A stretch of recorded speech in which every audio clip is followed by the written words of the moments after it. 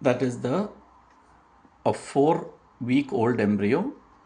You can see the cranial fold here, and you can see the cardiac fold here.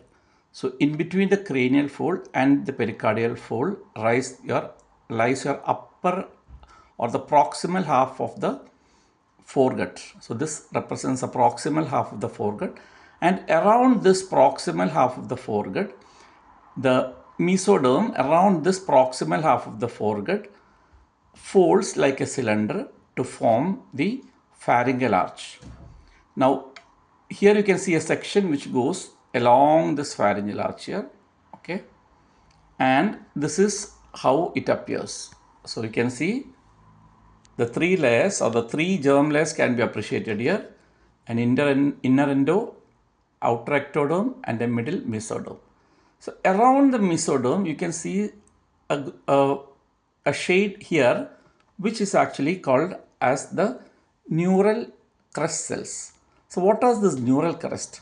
So neural crest is actually a derivative of ectoderm, which ectoderm contains 2 types of ectoderm, that is surface ectoderm and neural ectoderm. Neural ectoderm, from the neural ectoderm develops all the tissues or all the cells of the central nervous system, while from surface ectoderm develops the epithelium of the skin.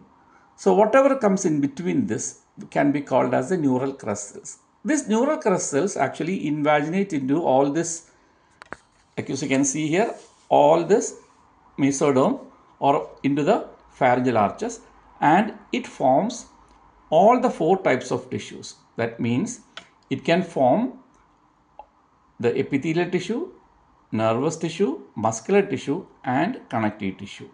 So that is the feature of the neural crest cells. Thank you.